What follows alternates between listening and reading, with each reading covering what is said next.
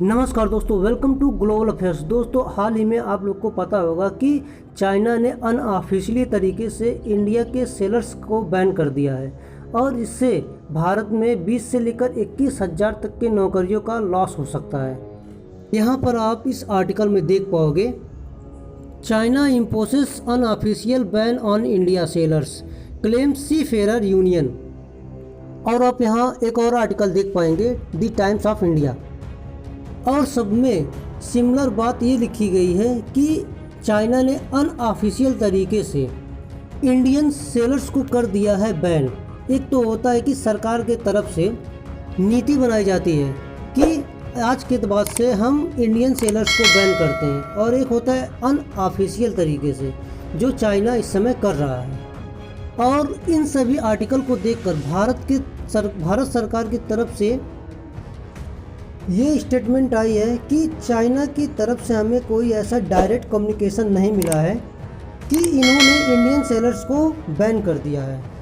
ये हो सकता है कि इस समय कुछ लोगों का पर्सनल व्यू जो भारत सरकार के डेटा के हिसाब से अभी के लिए चाइना ने इस टाइप का कोई बैन नहीं लगाया है, और चाइना यहाँ जनरली ऐसा कुछ कर रहा है तो भारत में हजारों नौकरियां जा सकती हैं और लाखों का नुकसान हो सकता है।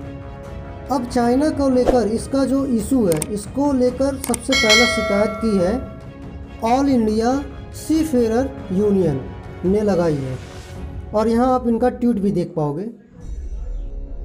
इन लोगों के हिसाब से चाइनीज़ गवर्नमेंट ने एक नीति बना दी है कि जो भी इंडियन सी फेरर्स की शिप रहेगी इसको चाइनीज पोर्ट में एंट्री नहीं मिलेगी, और ये चिट्ठी इन्होंने भेजी है विदेश मंत्रालय को।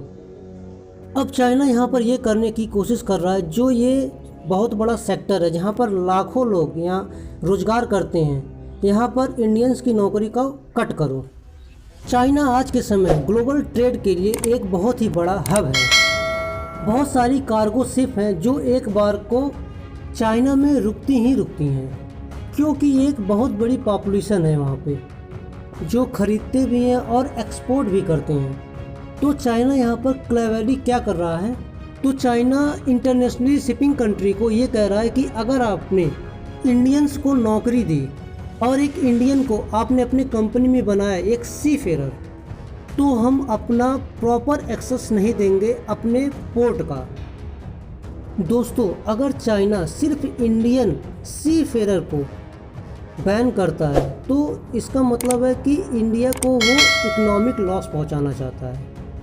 और जो इंडिया की सी फेरर बॉडी है, इन्होंने यहाँ पर ये भी कहा है कि चाइना का टारगेट यहाँ पर ये है कि 2025 तक इनके सी फेरर्स दुनिया भर में सबसे ज़्यादा हों और इंडिया को भी पीछे छोड़ दें ये लोग। और चाइना इस तरह के कार्य अनऑफिशियली तरीके से कर रहा है तो भारत सरकार को इसका इन्वेस्टिगेशन कराना चाहिए और चाइना के खिलाफ कोई ना कोई एक्शन जरूर लेना चाहिए। दोस्तों, आप सभी का क्या कहना है, अपना राय कमेंट बॉक्स में ज़रूर दें। धन्यवाद।